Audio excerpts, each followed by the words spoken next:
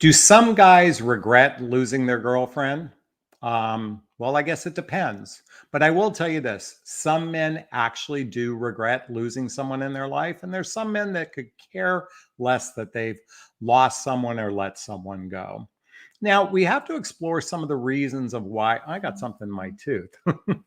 We have to explore the reasons why someone might regret losing a person, but more importantly, why they would end a relationship with someone. I think if we're going to dive into that, we have to differentiate between short term relationships and those that are more significant relationships. And what I mean to say, someone who's been together for 1 year, 2 years, or longer versus those short lived relationships. Because I think if we're looking at some of those relationships that have only been a few weeks or a few months, the reality is there wasn't enough trust established. There wasn't enough attachment established in that early period to really warrant regretting losing something, I would think. If there hasn't been enough connection established, enough attachment, then highly unlikely they're going to regret losing someone. But certainly a more established relationship, that would happen.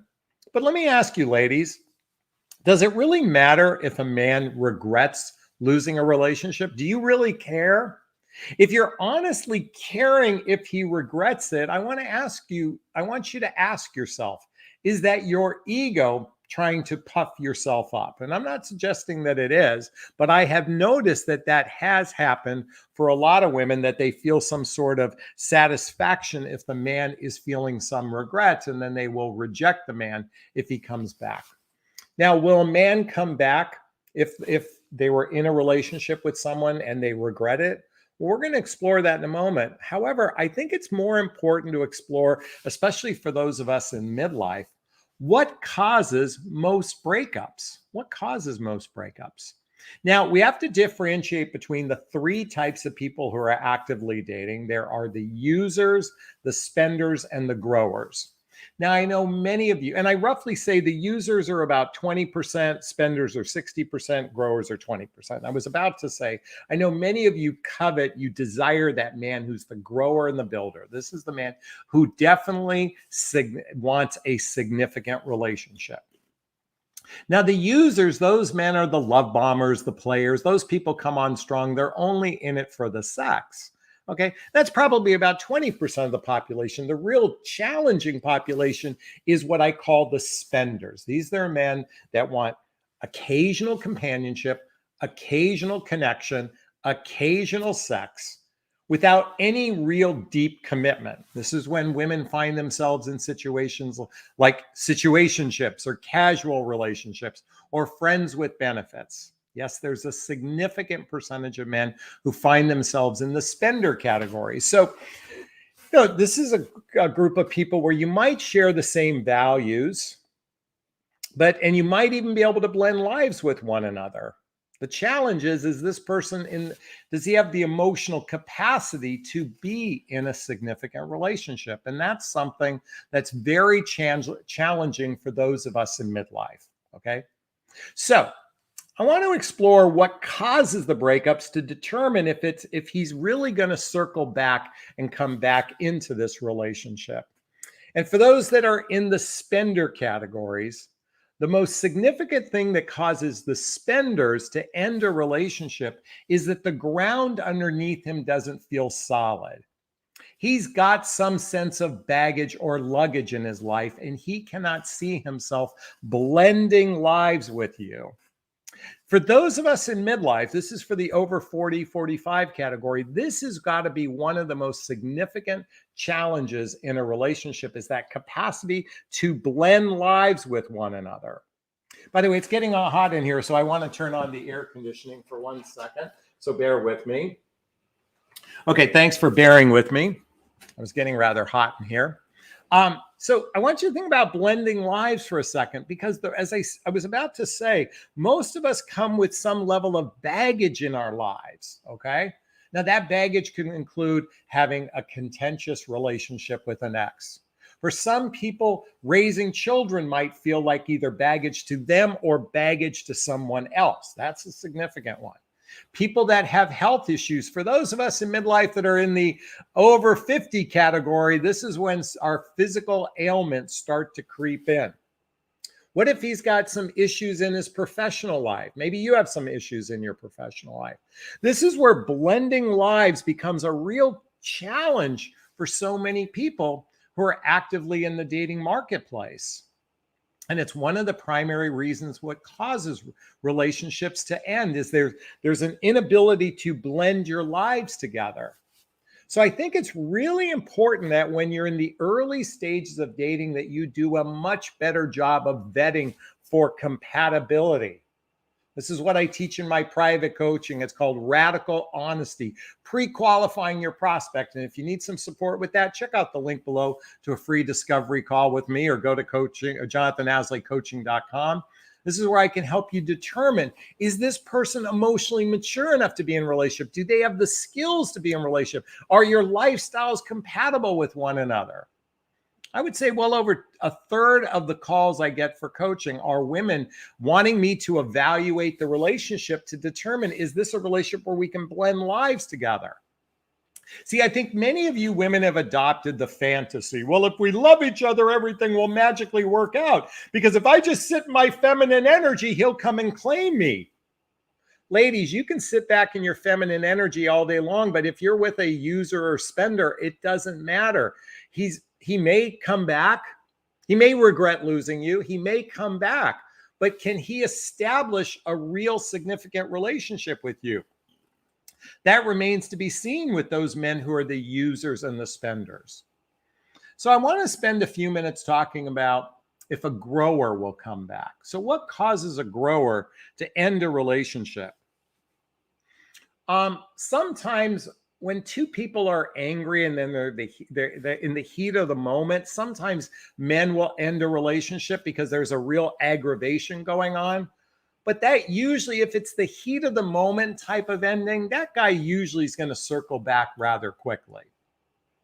That's the usual case.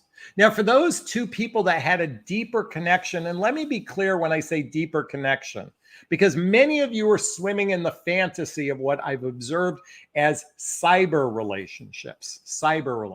Many of you are in a relationship with your smartphone connecting to the other person, and you're not physically spending the significant amount of time together to build trust and commitment.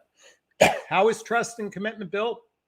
It's through the integration of each other's lives. It's social activities, it's hobbies, it's mutual interests, it's spending time with family and friends. And by the way, the reason why I repeat myself over and over and over and over and over and over and over and over again in my videos is so this sinks in.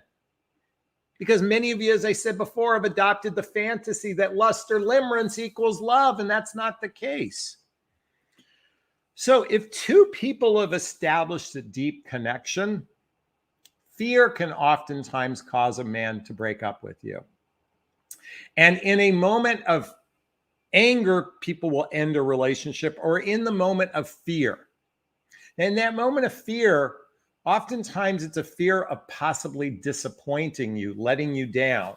And if that's the case, he might end a relationship only to circle back. Now, according to John Gray, he calls this the rubber band effect. And in the rubber band effect, it's usually within the first 6 weeks to 12 weeks of a breakup, he will circle back to the relationship. The real question I invite you to ask for yourself is, what are you going to do if a man does circle back after ending a relationship? If he does want you back, what are you going to do differently? What are you going to require of this person to consider taking him back? Now, let's ponder that for a second. I really want you to think about that for a second. What do you need to feel safe and secure? Because these days, a lot of guys end a relationship and they'll say things like, can we just be friends? Can we just remain friends? And what that means is, I want you in my orbit. I want you in my life. I want to be able to reach out at my beck and call to have sex with you, but I am not going to give you any emotional investment or any true commitment ever in my life. That's most likely the case when someone wants to keep you in their orbit as friends. And let me ask you something. Do you really need to collect new friends in your life? And if this person, I mean, listen, there are some significant cases where two people end a relationship and but they weren't right for each other, but they've developed a sense of family to one another. They've developed a sense of family. And that's okay if they remain in each other's lives. I don't see anything wrong with that. But for those that end a relationship and they're immediately on the dating apps, that's a person that's probably doesn't have the emotional maturity. He didn't have the emotional maturity in the relationship, and it's bleeding out because he needs that fix as soon as the relationship ends. So I wanted to say, what are you going to do when someone ends a relationship and they circle back? What are you going to do? What are you going to do differently if this happens? What type of agreements do you want to establish with this person before you consider taking them back? Because a lot of couples go back and forth, back and forth, back and forth. And it doesn't matter if he regrets you. It doesn't matter if he comes back. What you have to establish are the rules of engagement. You have to establish, what are we really doing here and how are we going to commit to one another? You know, the sad thing is, I was just having a conversation with a gentleman today. He's in a relationship, 60 years old, and we were talking about a group of other 60-year-old men. They're all in significant relationships. They live with their partner. Now, some of them have lived with their partners for 6 years. At least and this person is living with his partner as well. At least they made the commitment to live with one another. That's a pretty big commitment, especially if two people put each other on the lease. That's a real big commitment. What commitment are you going to need for yourself to accept a person back? And you can only answer that for yourself. But I think one of the real issues we're plagued today in the dating marketplace is the benefits of marriage seem to be, skewed because of divorce. And I think there's a lot of emotional baggage for so many people. They're so reluctant to get remarried. And yet the institute of marriage was something to actually covet. And yet so many people are afraid because in some cases, they're not able to blend lives together. In some cases, they don't share the same values with one another, or they don't have the emotional maturity to handle conflicts and differences with ease so they can establish a long-term loving relationship. This is what we're plagued with. These are some of the questions I invite you to ask yourself. What do you really want? What do you really want? You want a partnership. And what does partnership look like? Is it living together? Is it getting married? And if this is the case, then what are you going to establish in the early stages to determine if you're a fit with one another? These are the questions I invite you to ask yourself, because the reality is do men regret losing a good woman? Who cares if he regrets it? And who cares if he comes back? You want to find yourself in a position where you don't even have to be asking yourself these questions. How do you build a healthy, happy relationship? Those are the types of things I invite you to start asking for yourself. And by the way, I've got a plethora of books listed in below. It's under Jonathan Recommended Books in the show notes here. By the way, I give you so many resources that can change your life. And that's what I invite you to do for yourself, is to get a better handling of who you are and who is really right for you. Is this sinking in? Is this resonating? Please let me know. Please post a comment below. I'd like to hear your thoughts. All right, if you found value in this before I take the Q&A, please give me a thumbs up. Please share this video. Please subscribe to my channel. And again, in the show notes are all the links to schedule a discovery call with me and everything else under the sun. So if you have a question for me, write the word question, then post the question there after. Or you can purchase a super sticker, super chat. All of the monies from the super sticker, super chat, it's the little $ in the chat box, goes to a scholarship fund in the name of my son, Connor Asley. That's a picture of him right there, the little guy right there. That's my son who passed away almost 5 years ago. In his honor, we donate to a variety of different causes. So if you donate tonight, if you find value in what I've shared, please donate by either hitting the super sticker, super chats, or super thanks if you're watching the replay. One of our loyal members here, Leaf, goes, right on, Jonathan. Well, thank you so much. Leaf goes on to also say, I used to say, It's better to be alone and content than to be with someone and alone, used and abused. That includes emotionally, mentally, spiritually, financially, physically. Yes, have your standards. I'm in a full agreement. Let's see what else we've got here. Do we have any questions? Melissa, let's see. I see something. Bear with me, everyone. I'm trying. Okay. This question is for me. Okay. I love him and want him back. It's only been of a couple of weeks. He texted me on Mother's Day. We broke up because his dad's health has gotten worse and has become difficult. Okay. Something I didn't address earlier, but I want to address now. If two people had a deep connection with one another, then I would invite a deeper conversation as to what was the real reason for the ending. This person said his father's health got worse. Okay. But guess what? When two people are team with one another, it's not him, dealing with that on his own. That's something you do together. So I invite a conversation with them. If two people deeply cared for one another, I invite that conversation to determine what can we do to make this relationship work? What are we doing what building blocks do we need to establish to create deeper commitment and trust with one another? Folks, many of you, listen, most guys are winging it and many of you are blind. You're walking around blind, making assumptions that if we love each other, it'll magically work out. No, it is through conscious, intentional conversations that you make a relationship work out. So, so he texted you, how about getting together and talking and establishing maybe there's still, this relationship is salvageable. What are we going to do to build a conscious relationship with one another? Those are some questions I invite you to ask yourself. All right. Thanks so much for that. All right. Let's keep going. Let's keep going. I keep seeing,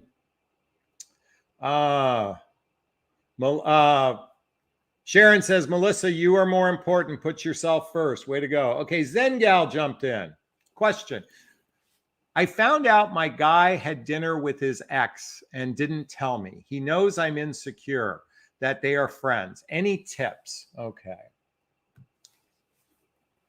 So is your insecurity because you have trust issues from your past, or has this relationship not built enough trust for you to feel okay him being with an ex? Now, let me just share with everybody. I saw my ex recently. We had to deal with something related to my son. Actually, my ex has met my sweetheart. There's a picture of Marie right behind me. That's my ex-wife. Actually, my ex-girlfriend. It's like my ex-wife is like family to me. Even my ex-girlfriend, my significant relationship after my divorce, she's like a big sister to me. She's like family. And we're in each other's lives. Now, thankfully, my sweetheart doesn't have previous trust issues. And if she did have previous trust issues, and the thing is, have I done anything to create mistrust? So Zen Gal, the real question is, has he created anything between the two of you that might suggest he is not trustworthy? Because it's not about him seeing an ex. It's about the two of you establishing trust. So if you need some help with that, chapter 1 in the book, 8 Dates by Doctors John and Julie Gottman, dives into all about trust and commitment. And this is a great outline to establish how two people can genuinely trust one another and be in a safe space. Now, if you have trust issues, then I highly recommend reading my book, What the Heck is Self-Love Anyway? A Journey of Personal Development, Self-Help, and Spiritual Work. And it outlines areas where you can get some help. When you love yourself, your trust issues can start to fade away if you come to the table with trust issues, because it's not about him meeting his ex. It's about the two of you establishing trust in the relationship, but also letting go of any fears, because if you bring those fears into the relationship, it's going to create havoc within the relationship. Is this making sense, folks? I hope it is. All right, thanks so much for that question. Hey, I want to give John Rowe a big shout out. Thanks so much for the $10 super sticker. Jonathan, how was your dating advice changed you since you started dating Marie? Okay, that's a great question. You know, my overall advice prior to meeting her is pretty substantial in this relationship. Okay. So I want to say my overall advice is pretty much similar to what I said before I met her. I think what I've observed by being in this significant relationship is that midlife relationships are so vastly different than those relationships when we're in our 20s and 30s. We're dealing with a lot more stuff. We're dealing with emotional baggage from our past relationships. We're dealing with the physical ailments of aging and the challenge of blending lives when two people come to the table with full or rich lives.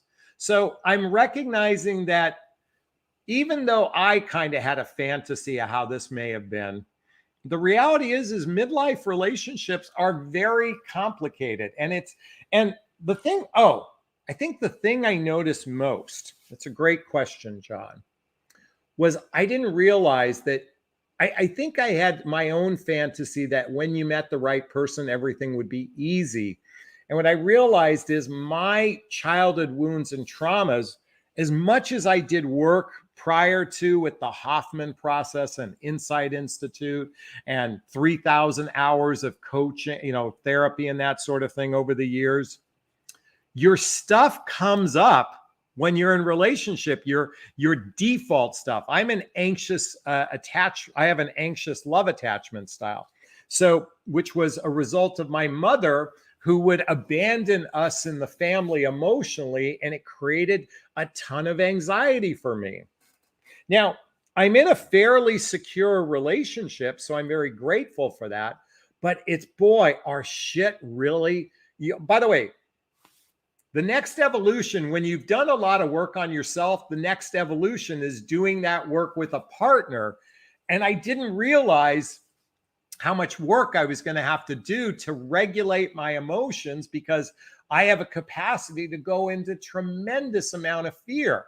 Now you would think, oh, why didn't you heal that in a Hoffman? Well, believe me, I'm able to regulate my emotions 1,000 times better than I used to. But even that little shift of fear can set me in a spin, and the loops that go on my head. The only difference is I don't allow it to affect our relationship. And I have a partner where we both talk about our fears on a regular basis, and we're able to work them out and navigate them together. So, John, I hope I answered your question. I really appreciate the $10 super sticker. Thank you so much for that question. Mary says, I find all your information worth listening to. I've learned a lot since listening to your channel. Thank you for your insight. I appreciate it. Big hugs to you, Mary. Thank you so much. All right, Catherine writes a question. Is a 51-year-old man falling over and hurting himself from having too much to drink a red flag when dating profile said he never drinks? We've been on 2 dates. Okay, red flag. Folks, let's differentiate between a red flag and a deal breaker. A deal breaker says no. So I think your question is this a deal breaker? Because a red flag would merely mean be curious and ask more questions. Now, it's kind of funny. Marie and I were talking about our first date. By the way, we had our 1-year anniversary of our first date just 3 days ago. And believe it or not, I drank. I had, I think, 3 or 4 drinks that night we were together. We were together 7 hours that evening. And I was just in one of those social kind of having a good time, libation kind of feelings. But that's the most I've ever drank in the last year. I'm usually a teetotaler at the max 2. Rarely do I ever have 3 drinks. Okay. Sometimes when you're having a good time with someone, you might need liquid courage. And I think that's what was happening to me. I was needing liquid courage. Okay. So with that said, is it a red flag? it might, I don't think it should be a deal breaker. I would just be observant the next few times you're together. And if you see a pattern, then again, you might want to ask questions. What happened to him that evening? And see his response. Just recognize that humans oftentimes lie to themselves. So he might not lie to you, but he might lie to himself. So in this particular case, this is one where you have to observe his actions over time to see if he act. And by the way, try to get a sense of his past relationships, what happened in his past relationships, to get a sense of where he's at today. That would be my invitation for you, Catherine. So thank you so much for that question. Again, if you have a question, write the word question and post thereafter. I'm going to see. Sylvia says, what is the verdict for middle-aged woman who is invisibly ill? Will a decent man love her for who she is and want a long-term relationship leading to marriage if she's intelligent and attractive? This is always a difficult question for those that have those silent diseases. What I mean to say, diseases or ailments or illnesses or that sort of thing. So when two people have established familiarity and trust with one another, humans can be a lot more lenient. I don't like the word lenient, but more compassionate when you know someone versus a total stranger. So the question is, do you share? Now, if it's material to the relationship, in other words, if your illness is material to the relationship, let's take hepatitis, okay? Let's take AIDS, okay? That's material to a relationship. I think that's something that should be discussed sooner rather than later. If it's something like in the case of Marie, she has what's known as benign tremors. She shakes a little bit. It's a hereditary thing. Now, in all fairness, it's something that showed up on our first date. So I asked her about it and I did my own research on it and found out that this wouldn't dramatically affect our relationship. This is a tricky one. You know, this is one where when do you share? You know, I don't think you have to share it on a first, second, or third date, but if it's something that can affect the relationship, then I would do it before two people get very attached to one another. That's the scary part. And this is where, you know, I'd prefer that two friends develop a relationship who know. I'd rather you date someone who knew what you have, and then that's already going into it. That would be the ideal situation. It's so hard to say in these cases. You know what I would do? I would pray on this. Ask God, universe, spirit. What does your higher self ask you to do? And then follow your intuition there. Okay? All right. Thanks so much for that, Sylvia. Sandra goes on and out. Jonathan, why don't men want to talk more? They seem to be afraid to sit down and have a conversation. Communication doesn't mean something negative. I think a lot of men fear having deeper conversations because they don't have the emotional IQ to some degree. That's just some men. I suspect some men have been deeply hurt or wounded in their past, so they prefer surface relationships. They don't prefer relationships that go deeper. To me, Sandra, I'm here to encourage people that if they want to build intimacy, then it requires going deeper in the surf. And if someone isn't capable of doing that, then I'd probably move on. But that's just me. You have to do what's right for you. Okay? All right. Thanks so much for that question. Let's keep going here. Evelyn writes question. Had a second date with a guy. I got a little drunk, and instead of driving home, he offered to have me sleep over on his sofa. I'm so embarrassed. We had a great date, met his friends. What do I do? Nothing. I mean, you've apologized. I get the sense that you probably apologized for your behavior. The question, since it sounds like the two of you didn't sleep together, does he want to see you again? If he says yes, do you want to see him again? That's really what the first 3 or 4 dates are all. Do I like this person enough to want to get to know them? A first date is, do I like enough to have a second date? A second date is, do I like them enough to have a third date? If I have a third date, do I like this person enough to want to get to know them deeper? Because once you've started investing 4 or 5 dates with someone, this has the makings of a relationship. So Yes, it's embarrassing. You can express how embarrassed you are, and it can be something cute you'll talk about years down the road. That's my 2 cents on that, Evelyn. Thank you so much. Question.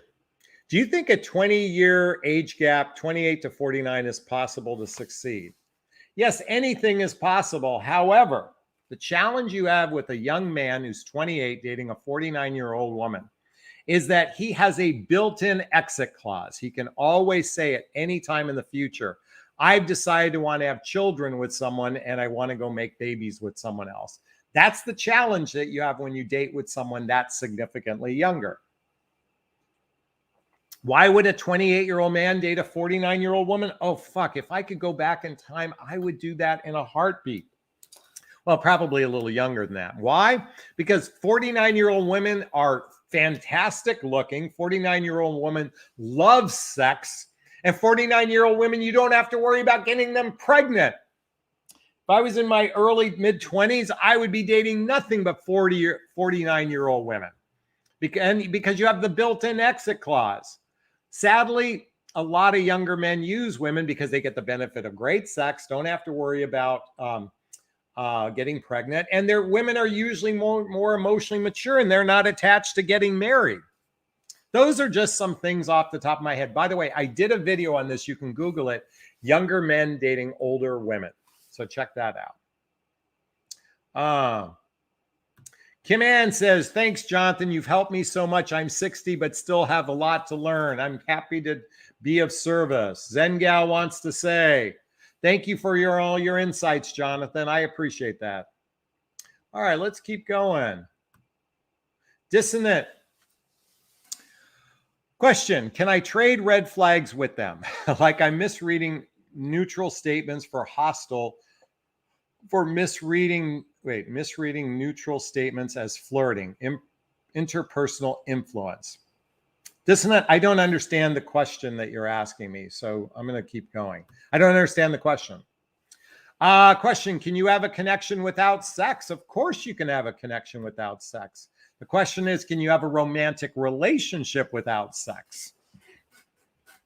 You know, two people, by the way, I know a lot of married couples that aren't having sex and they're happily married to one another, probably unhappily in the sex part, but yes, of course, two people can.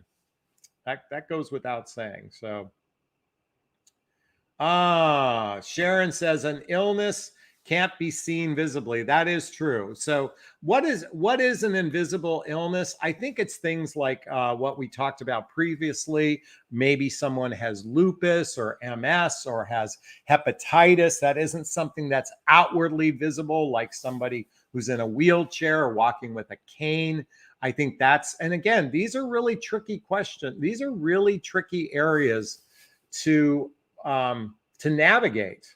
I would also speak to a therapist too. I'm sharing this because this isn't necessarily my area of expertise. I mean, I'll be blunt. You know, I had some slight reservations with Marie because I thought maybe her illness was worse. And then I started to realize, you know, I'm at an age where, you know, I have hypertension and I take medication. And so who am I to judge someone who has an illness when you know, who knows? Something could happen to me, you know, tomorrow. That's why each day we have to take as a gift, but not everybody can handle, I don't want to say handle, but navigate with compassion someone else's illness until real trust is built. And trust is a complicated thing to build with two people. So anyway, I really don't have an answer for that, but I hope I gave some insights in the way I view it. So thank you so much. Catherine writes, how to manage the fatigue of online dating. I met so many men in person, feeling I'm struggling to find a partner. Am I wasting time connecting on an app? Oh, I love this question. Catherine, let me be clear. Online dating has bastardized the way we meet people. Like, let me backtrack. Dating apps have bastardized. When we started to shift to a swipe environment, it is bastardized the meeting process. At least when online dating first came out, where you use your laptop, your desktop, you'd write emails to one another. That had some more sophistication than the swipe way of meeting. And the problem with swipe dating, it's created commodities out of people. And it's created a false sense of intimacy. And worse, it's created this you're just a swipe away from somebody else, and this belief that there's just someone else out there, and there's this eventual paradox of choice. By the way, can someone type in the chat box, paradox of choice TED Talk? Paradox of choice TED Talks. Now this isn't related to dating apps, but it can be applied to dating apps. Paradox of choice TED Talk. Folks, I highly recommend you watch that, because that is what we're faced with dating apps. So, Marie and I met through a dating app, or dating site. So I'm not, I can't poo-hoo it, but and given that 40 to 60% of all new relationships are happening through an online connection, we can't discount. This is where my coaching comes in. My coaching is designed to teach you how to pick better, because when you're swimming in a sea of options, the real question is how to choose better, and that's what I teach in my coaching. And by the way, schedule a discovery call with me. All right. Thanks so much for that question, Catherine.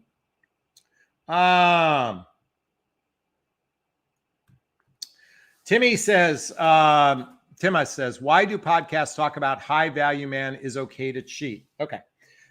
What she's talking about, everyone, is this belief that a high value man who earns a lot of money, and there's an assumption of character, has the right to sleep with whomever he wants. This is very much the Henry VIII type of narrative. Henry VIII was the king of England, and he could sleep with any woman he wants. Did you watch the TV show Tudors, or the series The Tudors? Okay.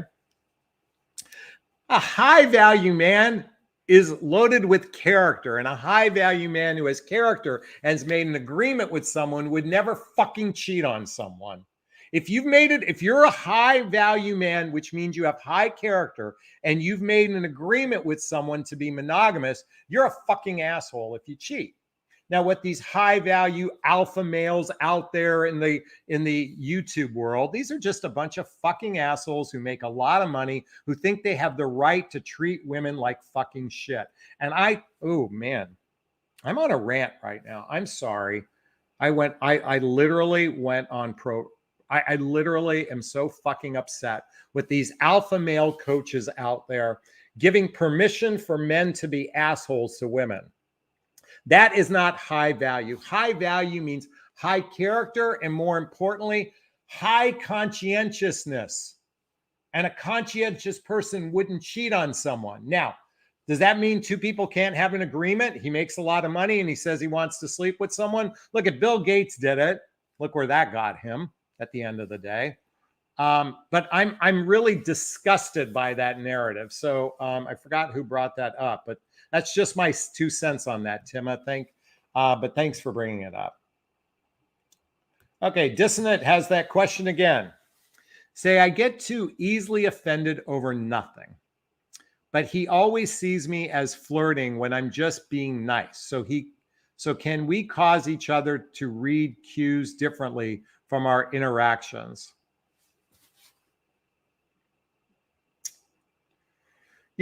If he sees you being nice to someone as flirting, then my suspicion is the two of you do not have strong trust built in your relationship. Look at my sweetheart and I, we have a tremendous amount of trust between the two of us. And we jokingly talk about someone we might see on television that we find is attractive, or even if I'm out in public and I'm socializing with people, I'm nice, and that might seem like flirting. But there's a lot of trust built between the two of us. So when two people have trust, it's not going to be an issue. The reason why this is an issue is because the two of you haven't built strong trust with one another. And I don't mean just fidelity. Trust is, does this person have my best interest at heart? And if they do, at least we have conversations about what's happening so we can alleviate the misinterpretations. So coming back to your question, what my suspicion is, the two of you lack deep trust with one another. Okay. Let's keep going. Oh, Rebecca says to Tima, that's a cop-out. All men are not cheaters. He ain't serious. That's another way of looking at it. Oh, Leaf wants to go, amen, Jonathan. Thank you so much. Think yourself. Jonathan says you're hilarious. Thank you so much. All right, let's keep going. Tima says, okay, thank you. You're saying I'm amazing. I appreciate that. Zen Gal says, thank you for looking out for us. You're very welcome. Dog Lover says, thank you for caring for us. You know, folks, I am so fed up with the red pill narrative that is blaming feminism for the problem of relationships. And while there's a lot of truth to, and there can be a kernel of truth to anything that's said, but it's also twisting these kernels of truth and making them as absolutes. Now, what I will say is a lot of dating advice. The reason why I have my channel is all based on the human behavior that therapists would deal with. My hope is that talking to me would be, if a therapist could tell you what you needed to hear, that's what I am. That's what I'd like to think I am. More importantly, a therapist will tell you, ladies, like the title of this video, do men regret losing a good woman? Who gives a fuck what the guy thinks? Okay. Who cares if he comes back? What you should be really caring about is, why do I care if he regrets losing me? Why do I care? That's the question you should be asking yourself. Because if someone ends a relationship, if it wasn't right for him, it wasn't right for you either. So if you're pining for someone, and look, I get we can be very attached to someone, but at the end of the day, if someone doesn't want you, then that's good for you too. So anyway, I'm just ranting there. I hope I answered you. Or I didn't. There was no question there. Oh, Rebecca goes on to say 8 Dates is a great book. Oops, I had it. All right. I'm only going to take a few more questions. I'm dating someone who deleted his online profiles. I asked him why, and he said, because it's taking too much time from work and kids. Is this a sign he doesn't have time for me? Well, okay. Let's define dating. Dating is a process of getting to know someone to explore a relationship with them. That's what dating is. It's a process of getting to know someone to explore a relationship. If his penis gets to go inside your vagina, if you're not boyfriend and girlfriend at this point, that's a problem. Okay? But ladies, stop giving sex to someone who isn't your boyfriend. Stop having sex with someone. Now, if you're just merely in the early stage of dating, I remember when Marie and I met, I was like, boy, I like her so much. I got to get off all these apps because it's so fucking distracting. So, but that's a good thing if a guy wants to get off the apps, because he said it's taking too much time from his work or kids. Now, that's the problem I have with it. Now, if it's taking that much time away and he's still dating you, that to me, there's a problem with that statement. I don't know why that bugs me, but that means some men are dating women, but they still need that fix. Because the better answer would have been, I just don't have the time to invest in this because I have our relationship to invest in. That's just my 2 cents on that one, Kristen. So thank you so much for that question. Cassandra says F-bombs were warranted. Yeah, I feel like it was. Jonathan, I'm so happy you found love again. That's not a question, but thank you so much for sharing that. Okay, Dominia. Why do so many men think that being with an ethically non-monogamous is actually being ethically and okay and respectful towards women? Why do you care? Okay. If somebody has, if some men, and by the way, can we just be real about men? Men like sex. Men like sex with lots of women. It's one of our fucked up parts of our DNA. It's just true. We fantasize about other women. Ladies, you probably do too regarding men, okay? Now, if someone openly admits he's non-monogamous, okay, he does not want to be monogamous, then why do you care? That's his choice. He's allowed to have his choice, Dominia. He's allowed to have his choice. A lot of men want that. Doesn't mean that's the right man for you. Remember, I said only about 20% of the male population today in the dating marketplace are really, truly potential partners. Now, I get it. You're stuck with that 80% out there and you have to sift through the weeds. That's where, folks, look at, there's a link right there, jonathanazley.com/coaching. I mean, I get calls from clients every week. Jonathan, I met a great guy. Jonathan, I met a great guy. Jonathan, I met a great guy. And they know the difference. They're actually dating more high quality men because they're changing. Folks, what's the definition of insanity? Doing the same things over and over again, expecting different results. So work with someone like me to listen, it's worth the investment. You literally within 1 year can attract a great guy into your life. But you have to make the choice to do things differently, like not caring about whether or not he wants non-monogamy. All right, that's my rant. Jessina's question. I have a proper with no over explain and too much, text too much. What is your best suggestion when texting, when dating? I'm not exactly understanding your question, but my suspicion is I think a good amount of texting. Okay, first off, texting, in my opinion, texting should be used as not as a form of communication in the sense of a conversation.